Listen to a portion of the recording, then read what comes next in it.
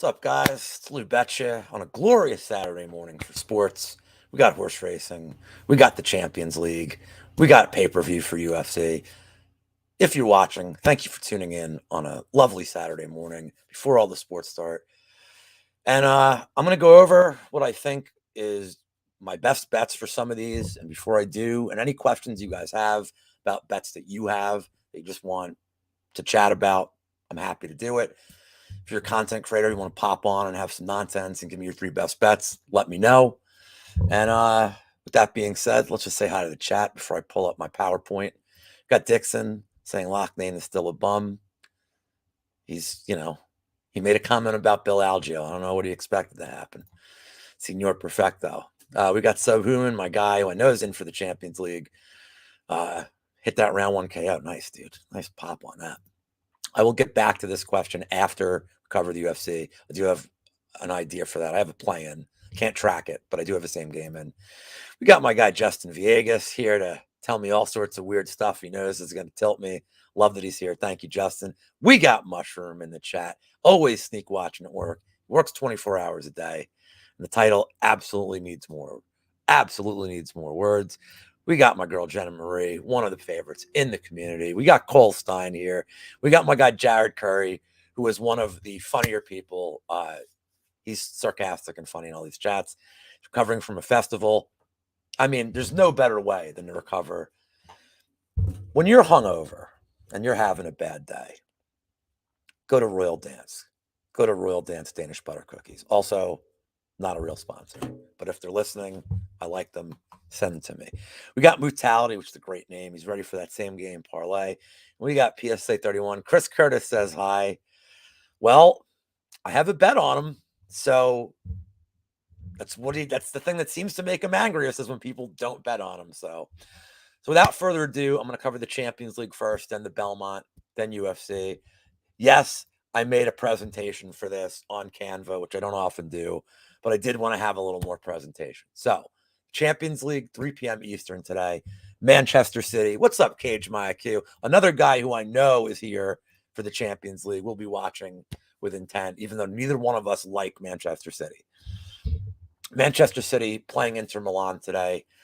I can't really see past the Manchester City win. They're minus 185, 190. The number's coming down a little bit, but I can't really see past the City win here. So my biggest bet, there is a booster on DraftKings. Oh, before I even get to this, check your book. So DK has a same game boost for the Champions League. I know they have a UFC parlay boost. We got my guy Mark in here. Every single person. I want to just disagree with this. If there's one more common thing you'll see in every single person's grandmother's house, it's a box of Nilla wafers. How long it's been there, I don't know. But it's there. Trust me, it's there. Everybody in their house owns one of two things: a box of Nilla wafers or 10 by Pearl Jam. These are the only two things that exist in 100% of every household in the world. So, my biggest bet for the game is pretty simple. Manchester City to score 2 or more. That line on itself is about minus 170. Inter Milan team total cards. It's just really to pad it. This gets you to minus 110. Although this number's, you might get even money now on this. Check your books. DraftKings is offering a promotion. BetMGM is offering free bets. They just can't figure out how to get it to work. So hopefully by 3 o'clock. And that's on the next slide. I'll talk about what I'm probably going to use for that. But I do think Inter's going to start tactically fouling. This referee averages about 4.5 cards a game. So don't worry if they don't come in the first half. They will.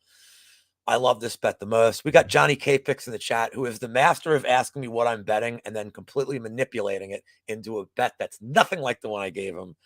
And I love him for it. So Johnny K Picks, Chelsea supporter. Cage My IQ, I believe, is a Tottenham supporter. And I am, of course, Manchester United supporter. And we're all talking about a Manchester City game. So that kind of sucks. But let's get to the props. Now, Ilkay Gundogan to score a goal, to get more than 2 goals. The numbers I have up right now, I put these in yesterday. I woke up and they got absolutely slammed. Plus 200 and plus 1,800 respectively. Gundogan scored 6 goals in his last 6 games, but he's only scored in 3 of those games, and he's had 2 goals in each one. So There's also a narrative side. It's probably his last game at Manchester City, so I think they're going to want to feed him the ball at some point, even if it's later in the game. But I don't love it at plus 200. But if you want to do a same game parlay, it's still, the odds there are still plus 280. So you could parlay him, like, just find some ridiculous over like 0.5 corners just to really get that better on the goal. But I do like Gundogan to score. As far as the card markets, yes, I chose violence. I always choose violence in these games. On the Manchester City side, Rodri plus 300. He's the guy that fouls the most on City. He's also the guy that, if Inter's going to play on the counter, as I see this game being City with a lot of possession, Inter having a counter, Rodri's going to be the one tactically fouling. So I like him to get a card here at plus 300. If I thought the game was going to be close, this bet's not on the screen. One of my angles I always like is in a close game, take the goalie to get a card, because the last 15 minutes of the game, you start seeing time wasting, and that comes from the goalie just putting the ball back in play. If you want to take a poke on Ederson card at, like, it's going to be a bonkers price. I'm going to look it up right now, but anytime a goalie card is always going to be a bonkers price. Also, he's a guy that likes to come in the field. He plays like he's a midfielder. So he's kind of like, he's got a couple of paths here to get a card, and card props seem to be gone all of a sudden from DraftKings. That's amazing. It's weird how they do this, that they come and go on this site. It's stupid, but take a look at Ederson card. It's kind of interesting. On the Inter side, Brozovic and Barella, these are your two most likely candidates to foul. One of them is going to be on Jack Grealish. Draws the most fouls of anybody in the history of soccer. He's a little whiny. He dives a lot. So I love the price for Brozovic. Not as much for Barella. I always want to get at least 2-1 on a card prop, but I do like all of these. And then I'm going to suggest this as well. If you want to just have action in the game and you don't want to spend a lot of money, you'll have to do this manually. But you can do a 4-leg round robin of the 3 card props and the Gundogan goal. Just build the 2-leggers, build the 3-leggers, build the 4-leggers. I want to give you an idea of what you can make on this. I have one in. I only spent $27.50. I don't really want to get crazy on round robins with these props. I do have them all straight bet, as you see, but a $27.50 round robin, if all 4 of them hit, pays a little more than $500. So if you just want to have fun on the cheap, if you get 3 of them, you're going to get, depending on what hits, you get $100 back if you get the Rodri card, the Gundogan goal, and Brozovic. So it's not bad value if you just want to, like, go cheap and have a good time with it. There are some bets that I didn't make yet that are intriguing to me, and I want to bring these up. So Kevin De Bruyne, who's I think he's the best soccer player in the world still, just most well-rounded guy. Kevin De Bruyne takes all the set pieces for Manchester City, and he's always aiming on target, and he's always aiming for the top left corner or the top right corner. If he's going to shoot a set piece, it's going to be outside the box. Plus 750 is kind of an interesting play here. His anytime goal was plus 300 earlier in the week. I think it came down, but I think the way he would score is outside the box. So it's just not it's an interesting kind of play here. I don't know if I'm going to do it. The BetMGM's trying to work out this free bet, this $50 free bet they've been giving me every 3 days that I never win. And what I'm looking here for a combo play is the City team total. The Inter over 19.5 booking points is either 2 yellows or 1 red card. The City over 9.5 is any card for them. And City to score in the first half. And at plus 340, I like this bet a lot. The City over 1.5 and the Inter over 19.5 booking points is even money. So you're really not asking a lot here. Oh, shit. Muchova. Interesting, man. If any of you guys had the balls to play her, good for you, man. It's a great little play. I'm glad she's making it a game. But anyway, this is my Champions League stuff that I have at the moment. Now, let's move on to the next stupid sport we got here, and that is the Belmont Stakes. And I love the ponies. I've had an oddly successful year betting them as opposed to the previous 20 years where I sucked. So I'm doing a lot more tape. I've been way more interested. My friends that Trust the Profits, I would advise go following them. They do great work. They're way more knowledgeable than me. I know Razor Sharp Picks is another guy. Absolutely kills it with the ponies. Seems like a nice guy. I'm just going to go over the quick odds here, what I like, what I don't about each horse, and then I'll get to the pick. So Tapachus 20-1 against the rail. I do like this horse. but not to win. But the Tapit horses, Choose and Trice, the bred for long distance. I do think Tapit Choose can hit the board. And I'm playing them in exotics, as I'm going to show you on the next page. Tapit Trice, second best horse, 3-1 on the morning line. And by the way, guys, these odds will change as the day goes on, as soon as money starts coming in on the race. But did I say number 3? I want 3. We're getting there, Justin. Patience, son. So Tapit Trice at 3-1. Ultimately, I couldn't pick this horse to win. The Kentucky Derby race was terrible. Angel Empire was in the Derby with Tapit Trice. They both started out bad. They both got stuck behind the pack, and Angel Empire almost won it. And Tapit Trice just had a bad run. Not going to be the same problem here with only 9 horses. You're not going to be stuck behind a large pack to try to make a run, but I'm turned off by that. Arcangelo at number 3, 8-1 odds. The jockey's Javier Castellano. This is one of my 2 picks to win the race. Arcangelo has taken a step up in competition, but the speed figures have improved every single race. And Castellano was the rider of Mage, who won the Kentucky Derby. Mage is not in this race. So it's telling to me that the jockey of the Derby picked Arcangelo to ride. I'm big on this horse. A horse I'm not big on is National Treasure at 5-1. Now, National Treasure won the Preakness, went wire to wire. Wire to wire winners in the Belmont are very rare. It's a longer race. It's a 1.5 miles. Also, the field National Treasure was against was Blazing 7, who I don't think is a great horse this year. And Mage, who was tired, never raced so frequent, like never raced twice in 2 week span. So I don't think National Treasure is a great horse at 5-1. I know it's going to get some action, but not for me. And I don't think National Treasure is going to come in the top 3 in this race. I do think it's not going to be able to hold off that long distance. It's going to be paced by the 5 horse in Il Miracolo, who's only here in this race, I assume, to set an early pace, as opposed to getting a slower pace race like we had in the Preakness that National Treasure dominated. But I don't like either the 4 or the 5 at all. I have the 4 in a superfecta, which I'll show you in a second. But Forte is the horse that's been the toughest for me all week, because if every one of these horses, we got Propaholic in the chat. What's up, bud? If all these horses run their best race, Forte should win, and probably should win pretty easily. If I'm being honest, this is a horse it's basically undefeated. It's been in 7 races. It's won 6 of them. But 2 concerns. Coming off a foot injury that kept it out of the Derby, late scratch. I don't think the foot injury is a big problem. I've seen the horse work out. I think Forte is going to be fine. My concern is going the longest distance that these horses have ever gone and being on a layoff of 70 days. So that ultimately turns me away from picking Forte as a winner. But I do think Forte, you can't toss Forte from not hitting the board here. So we'll get to Forte in a second. Hit Show 10-1. Manny Franco is a pretty good jockey. I just don't think the horse it's fine. I think 10-1 is an accurate price. I think Hit Show can hit the board in exotics. I don't think Hit Show can win. I have seen some experts pick Hit Show, and I mean, at all the long shots, Arcangelo at 8-1's to me the best value. But to me, the best pick is the number 8, and that's Angel of Empire, ridden by Flavian Prat. Again, started off, I had Angel of Empire in my box for the trifecta. I thought Angel of Empire was going to win the Derby after Practical Move got scratched. I went with Angel of Empire. Started off horribly, was in the back of the pack, and just maneuvered through every single horse in that field. Really good run to take third. On a longer track, Angel of Empire might have won that race. So Angel of Empire has good closing speed, shown that the distance shouldn't be a problem here. I have Angel of Empire pretty massively in everything. So that's my pick if you only have to bet one horse.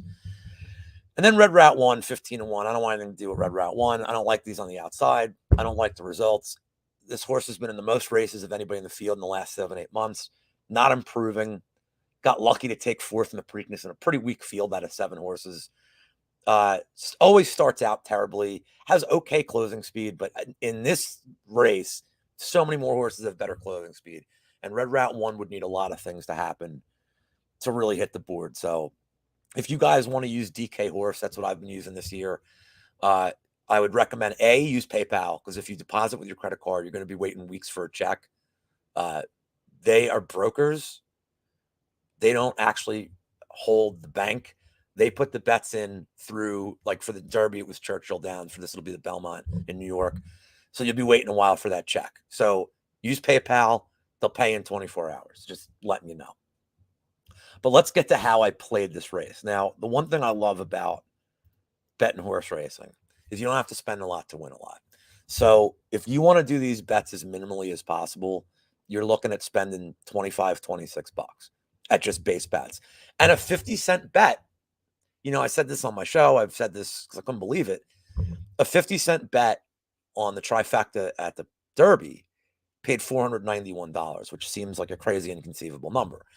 But you look at the top three that hit the board. We got my guy Mike, Couch Warrior, in the chat, one of the best guys in the community. I yelled at him a little bit last night. Don't go against me. Now, I understand why. I get, I'm a weirdo. I'm a jerk. But Mike's one of the best guys in the community. Best eyebrows in the community, too, by the way. And he loves to be complimented on them. Loves it. Mike's my dude. So here's how I decided to play the race. I love Angel of Empire. I love Arcangelo. They're my two top guys here to win this race. Angel of Empire, 7-2 is not bad, and Arcangelo 8-1. Just so you know, when you make these bets, you're rooting for Arcangelo in this case. The higher odds that hit the board, the better for the way this bet. You missed everything, Subhuman. You missed everything.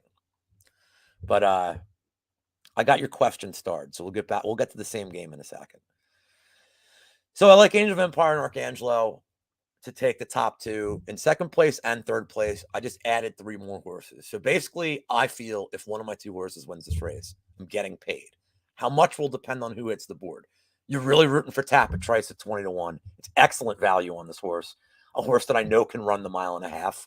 It's not the fastest horse, but the distance won't bother it. It's not going to fade down the stretch. And I say that same thing with Tapit Shoes too. I got to think it's going to run a better race than the Derby. But Forte, and you really don't want Forte to win or come in. You don't want Forte to come in second or third here. You don't, because you don't really make a lot of money if Forte hits the board. But I can't ignore this horse not making the board or 9-horse field. I got to think Forte is coming in the top 3. And then for a superfecta, which I blocked out because my head's in the fucking way, I have 7 horses. So I added National Treasure and I added Hit Show. It really comes down to, like, if you make it this far, if you get the top 3, you kind of want to have everything covered. The only 2 horses I don't have in this race, I didn't play Red Rat 1. I didn't play Il Miracolo. Il Miracolo is probably going to come in 8th or 9th, and I think Red Rat 1 is the other 8th or 9th. I don't like either horse here. So this is the way I am playing it. If you guys have questions, like, after this, just ship me a DM, and I will, kind of show you my betting sheet. I'll show you how I did it on DK Horse or whatever book. I know Bet Online does these too.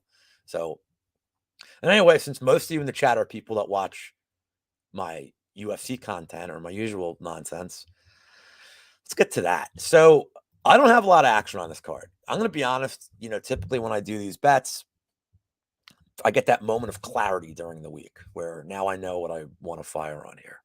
My DMs are open. They're always open. I think they should be. If not, please follow me at Lou Betya, and I will always answer my DMs. So I didn't play a lot for this card yet, but there are some prospective bets that I'm looking at. So Kyle Nelson, round 1 KO. I like the price. It makes me sick that I even spent a penny on this, but if he's going to, Mushroom definitely watches my usual nonsense. If Kyle Nelson's going to win, his equity seems to be round 1 KO plus 900. I'll just take the dirty, ugly shot on that one. You heard me talk all week about the Curtis Imavov fight. I do think this goes the distance at a high clip. I am worried Imavov's coming off ankle surgery. Curtis is coming off like a headbutt where he said he was kind of out of it for a few seconds. It wasn't that long ago. So a little scary there, but I think more often than not, Curtis is a pretty patient counterpuncher. Imavov just going to snipe him from the outside. I do think that I do like Arabian Lion, Subhuman. I thought Arabian Lion was going to race in the Belmont. So I'm big on that horse, but I don't know how much I'm going to get there because I'm going to be watching the Champions League. So I kind of don't want to screw around in the early races, but I do like Arabian Lion. I actually have some other picks, but I'm no expert with that. This is the Belmont I spent the most of my time on. So don't follow me on any of that shit. But Arabian Lion I liked 2 weeks ago when I thought that was going to be the Baffert horse. I'm not sure why he's not running the Belmont, but anyway, so I think the Curtis Imavov fight goes the distance at a high clip. Certainly a higher clip than these odds would suggest. I think it's minus 200, or I think it was minus 160 for the over 2.5. But I don't know, man. Curtis fights, unless he's bonking you early, they seem to go deep. And I think Imavov is going to win the minutes. I think Curtis can win the moments. I think Imavov wins the first round at a pretty high clip. I think Curtis wins round 3 at a pretty high clip. So if the second round is going to be the dicey one, and that's, you look at the last fight with Gastelum, that's the one that everybody wondered, that was the controversial round. So give me these fights to go to split. It was plus 500 yesterday. It has come down a bit, plus 450, but that's where I got it. Plus 700 Imavov, plus 1200 Curtis is, I can't say I'm personally rooting for that bet, but I can't say that it's pretty good value for a guy who's been kind of a decisionator and Imavov being tough. So I have a 2-unit parlay on Curtis and Anders winning at least one round. They're both fights that I don't see a finish in. If anything, for finishes, I see Curtis has a finish equity and Anders has a finish equity. I think it's minus 190 and minus 200 respectively. If you just wanted to do straight bets, I don't really like laying juice like that. I do think they're pretty good value though. But combined plus 128, I like it. And even if you're on the Barry alt side, I mean, you can totally root for this. Now, before I get to let me get to this Fugit Benny. I mean, this one, I mentioned on my shows all week, I really do think Dariush has a lot of finish equity here, but I think there's 3 ways this fight wins. I think Dariush gets a finish, Dariush with the by decision, or Oliveira by finish. I don't think Oliveira really has decision equity at all. So, and the Fugit fight, I mean, look, man, if this is the one that screws us, okay, like that's what happened. But you give me even money for both of them, I like it a lot. That's my strongest bet. Now, that's all I have in at the moment, but I want to talk about these other ones that I have on the board. So this Dariush line, I woke up and now it's, let me see what it is on DK. I think it was 155. Now it's back down to 150. This line keeps fluctuating. Oliveira's plus 130. What's up, my dude? Easy. One of my soccer guys. He knows what I'm on for the game. I'm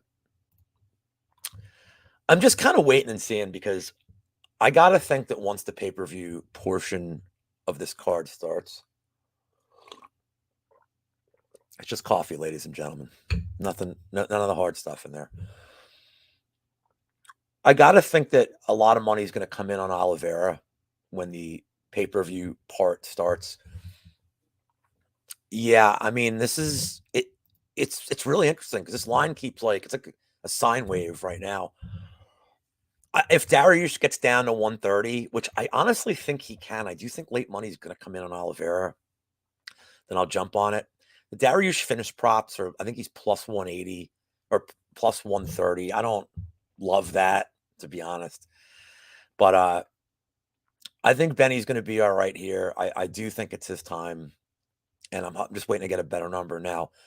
For live bet spots here, you use your discretion when you look at the number, but Chris Curtis is going to lose the first round at a high clip.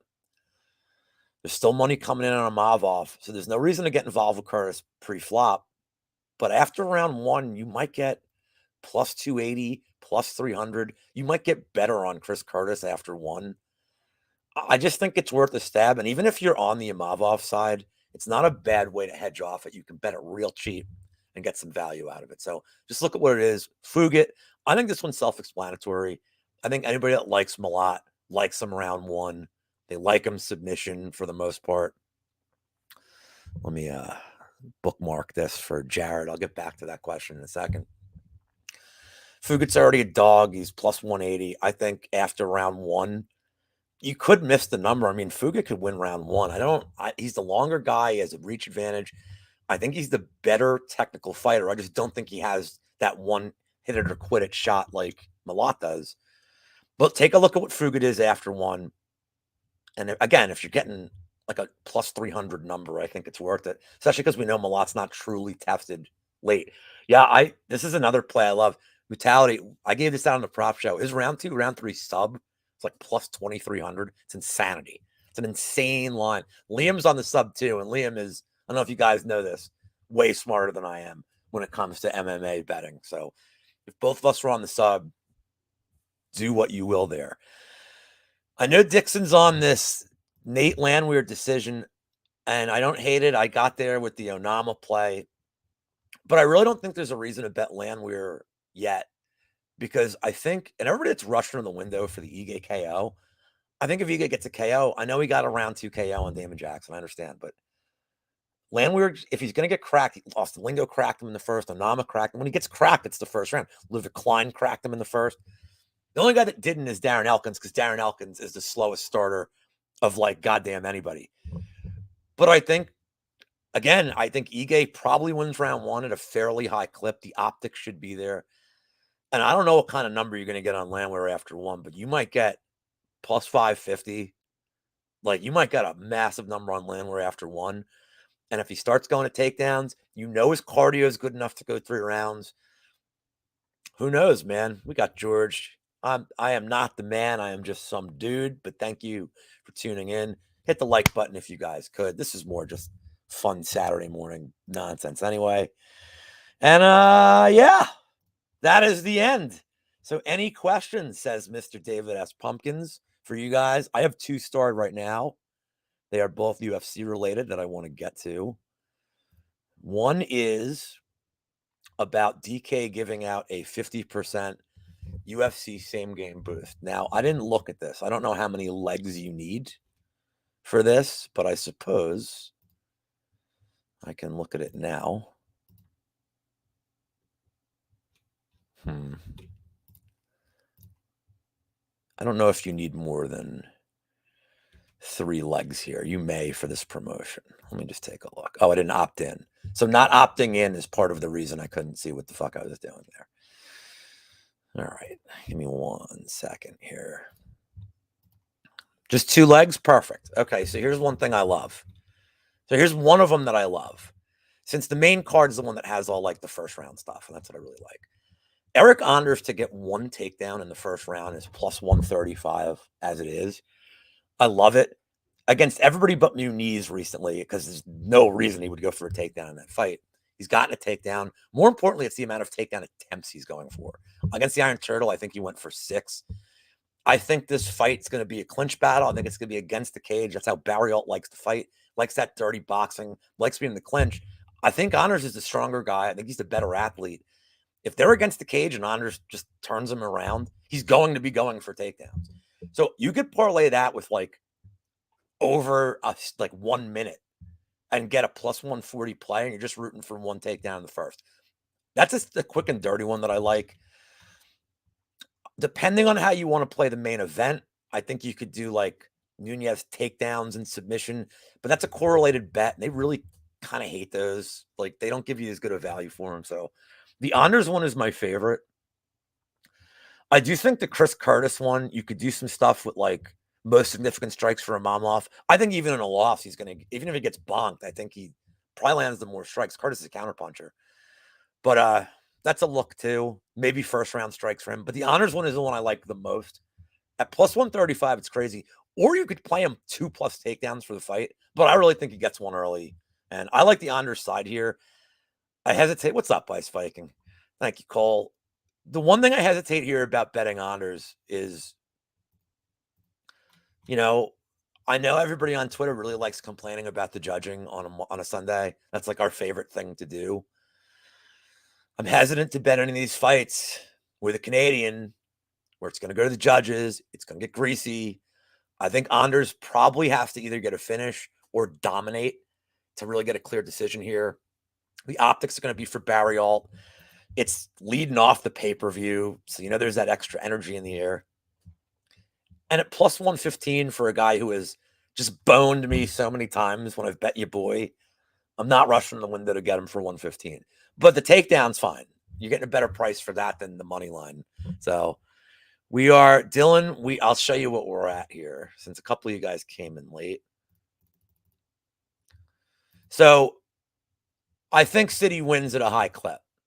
As a Manchester United fan, I just can't. I can't do it. I'm honest to God hoping this game's 2-2 and City loses on heartbreaking penalties. That's because I just don't like City. But it's hard for me not to see them score in the first half and kind of make an Inter not be able to just play this counter game. And I think City just starts picking them apart. That's just how I see this game. If you want to bet City, you're not getting a lot of value at the minus 190. I mean, there you go. Like, Anders just to get a takedown in the fight is minus 105. Again, it's a fight that I don't think I don't think, Barry Alt's bonking him early. Honor's pretty durable. I think it definitely, will come. Got lightning bets. Thanks, man. Thank you, and welcome to the channel. We are not like other betting channels. We're a bunch of insane people that YouTube let us broadcast on. So that makes it fun for us. Let's see what we got here. Benny Charles over. Yeah, I mean, that's actually a good way to do it, the over 30 seconds. Just get a little bit of value. I love those kind of plays. Let's see what we got here. Madrid fan and Sport United. I don't see how City loses either. Yeah, did that oil money. It's still going to good use. It's unbelievable. But yeah, I think City first. Oh, Johnny's big on that. Even City to score in the first half is like minus 160. I don't hate that. But I like plus money. I don't like these. I don't get out of bed for minus shit. It's just not what I like to do. I had one more question in here, which was Jared saying, kind of a fan of Anders sub. So, I'm a Philly guy. If you couldn't tell, I'm a Philly guy.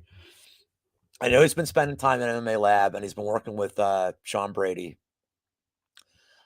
I will say this right now. I know Anders is not a big submission guy. I'll get to this one in a second from Lightning. Let me store that. Look, Jared, this is one of my favorite angles. Plus 1,700 sub for a guy is going to go to the grappling here. I love it. The only thing you're really worried about is that if Anders just knocks him out, but a club and sub seems to be live here too. I don't love Barry Alt's takedown defense at all. And Anders is a stronger guy. He's just a better athlete. So I'm not big on Barry Alt to begin with. I definitely don't like him as a favorite. He's one of those guys I love betting as a dog, but not here. And I think Anders is going to have a cardio advantage. If you ever listen to Santino DeFranco and Olivas, and those guys have incredible insights that they know things that I don't know. So I love listening to those guys for little tidbits. And one thing that I like that he mentioned is that, and you'll have to they're not big Honors fans right now. Apparently there's some other stuff, and that's not in my place or business. But the way they talk about Barry Alt's interesting. They always mention it's not like his cardio is good. He can just fight through it better against opponents that gas. Honors isn't a guy who really gasses in the third round. He was throwing tons of takedown attempts against the Iron Turtle in the third. So I think he's got the energy to go here. He's still just an incredible athlete. But so am I still taking a same game parlay on the Usyk fight? I would have loved to. The problem is they're not giving us anything other than the generic fight lines and fight props. I know people are big on the Usyk submission. I'm going to tell you right now, if you like the Usyk submission, try to do it round 1, round 2, and cut down a little bit of value here. It's a long flight from Australia to Canada on short notice. It's like a 28, 29-hour flight. He's making his debut. It's a step down in competition for Dvorak. It really comes down to how highly you rate Dvorak. I think he's okay. I don't know what kind of Usyk we're going to see here. I think Usyk at his best covers his number easily, and I think the sub is live. So if you same game that in the sub, I think you may actually get.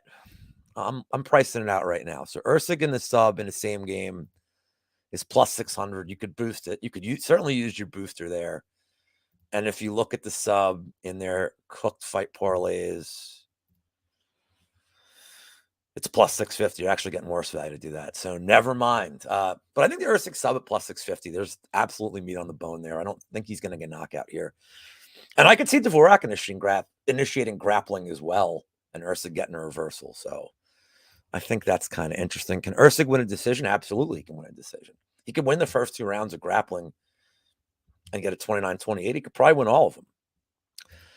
Dylan likes Anders and Ige. And you're getting a nice little price there. Look, man, I mentioned how I like the. Let me put this back up. I mentioned how I'm saying I'm looking at Landwehr as a live bet, but I'm only looking at him as a live bet because we're looking for a price. We're looking at something like plus 500 or better for a guy is dog. But I think Ige has him covered everywhere. Ige's the better grappler. Somebody this week said something about Ige's submission. I don't really love that look. I understand why. Especially if Landwehr gets hurt and he shoots in on a bad takedown, and Ige catches neck. But I think that's you'd have to give me crazy odds to take that. I think it's not his win condition. If you like Ige to win and you like the KO, you better off taking the distance. I think it's a 20-point difference. Like, I'll sacrifice 20 cents of value just to make sure I got it. But yeah, what's keeping you from pulling the trigger is it's Barrialt. Like, and he's just not Aaron Rodgers by Aaron by a sub here. I don't know what you guys feel about some of these other spots I didn't bring up. Like, I laid off the Belbita fight. I have the Kyle Nelson prop. Look, man, I think Builder probably gets him out of there. If you want to play his round 3 sub, I get it. I'm so tired of these Kyle Nelson fights, man. Like, I hope he gets destroyed so I just don't have to worry about betting on them anymore. No interest in the Richie Lang's a hobby fight. He's minus 120 now. I think Richie Lang should mop the floor with him. I love him at 135, but it's, is the hobby going to win some weird decision? I don't know. The Maverick Jasuda Vicious fight. If you still get Jasuda, I think Builder round 2, round 3 is probably a look. Yeah, I know, but look, and there's a possibility Builder wins in round 1 because Nelson's stinks, but Builder seems to get hit a lot. I think it takes him a little bit to get in these fights, except his Contender Series fight. In general, I think it does take him a little bit to warm up. I like that round 2, round 3 look a lot. If you had Jasuda Vicious at plus money for the plus 3.5, I know they had plus 125 earlier in the week on Bet Online. I liked it. It's minus 120 now. I mean, you probably need a little bit of luck to hit it. You need some home cooking. I do think it's going the distance. I don't really like the Maverick finish props here. I would rate Maverick a step down from Natalia Silva. I can't believe I'm saying that. But Jasuda Vicious hung tough in that fight. I don't really care about the Gabriel Fernandez fight as relates to this. Fernandez has no idea what she's doing on the ground. I had a bet on Gabriel Fernandez in that fight, like an idiot. And at least I knew I lost a bet in like 45 seconds. So if I'm going to lose, I like knowing it's just, all right, on to the next one. And then the main card, well, the Curtis fight I've covered, the Barrialt fight we covered, the Ige fight we just covered, the Fugit fight I told you, a live bet, but the under, and even, by the way, the under 1.5, and that's minus 120. I think that feels pretty good there for that kind of fight. Oliveira Dariush we covered. I didn't cover the Nunez Aldana fight. I mean, it's a square play. I think Nunez just, like, the submission props what I like. It's plus 500. If you want to take a sub 1-2, it's plus 750 on FanDuel. I think those are spots that I like. But, like, man, I feel like a square taking Nunez here. Like, it's such a weird bet because she has her covered everywhere. But, yeah, what's my thoughts on Nunez's decision at plus 300? In a 5-round fight, I don't really like it. I mean, I get it because I think as this fight gets into like the 3rd, 4th round, but man, she looked so good. I mean, a different ref is stopping that Pena fight at various points of the 3rd, 4th, and 5th rounds. I think Aldana's tougher. I think Aldana's vulnerable on the ground here. I know she said something like she had a foot injury against Holly Holm. I mean, you could have 2 foot injuries against Holly Holm and you get taken down 5 times by her. I don't care. That's not something you can't really improve that much after that fight to stop Nunez from taking you down. Like, so I think the path's there for Nunez if she wants. I think does Aldana have decision equity? Yes, but I think it's tricky because I think Aldana probably loses the first round at a decent clip. I think you'd need Nunez to tire and be tough because I think anytime, if it gets hairy on the feet at all, Nunez could just chuck her down and probably hold her down for the round. What I worry about here with Nunez, and I think this is what's keep me from pulling the trigger, is if Nunez decides to get into a firefight on the feet and not really use a well-rounded game plan, I do think Aldana could outbox her. Do I think she outboxes her at a high clip? No, but she could definitely hurt Nunez. She could definitely compromise her. I have no good feeling about this fight. I'm not going to bet it unless I do the sub prop. But even then, it's like, you guys in chat are saying you didn't bet MAB. Something's holding you back. Something's holding me back from betting this. And Tally's saying that Nunez normally gets finished. Yeah, and that's the thing. Aldana could, if it on the feet, man, I don't think it's 50-50, but I don't think it's far off from it. On the ground, it's not close, but then you need Nunez to go to a grappling game plan. So But anyway, if there are no further questions, where's David S. Pumpkins? He needs to be on this because David S. Pumpkins is the fucking man here. If you've never seen that skit from SNL, go check it out. And this because this will not make sense if you've never seen that. But I want to thank you guys for tuning in on a Saturday. 40 minutes seems like a good stopping point for the show. I know there's tons of shows today. The Belmont guys are doing a live stream at Trust the Profits. I know John Kelly is going to do best bets in 20 minutes. I think Tim Troiano and Sean Orr are doing spaces at 2:00. Those guys are fucking great. Sean's really good. Like, I know he doesn't do a lot of YouTube, but his spaces are excellent. And good luck to everybody. I'm not going to use Monk's tagline. I don't do that. But good luck to everybody today with your bets. You can find me at Lou Betya on Twitter. And let's, as Wheezy would say, let's stack those tickets like flapjacks, or I don't know, but I forget his line. I'm not Wheezy. And then, just remember the sponsor here. I will be hosting, by the way, last note, I will be subbing in for Brady, who had the temerity to go on a cruise. So I'll be subbing in for him Monday on this channel for Propability with Uncle Wheezy. And my guests on the prop show are going to be VB MMA, who's awesome, and Sharkster, who's hysterical and loves calling me old, even though he's the one that's always hurt. So he's the old man of the two of us. But tune in for that this week on the prop show. They're both excellent. And see you soon. Good luck, guys. Thanks for joining.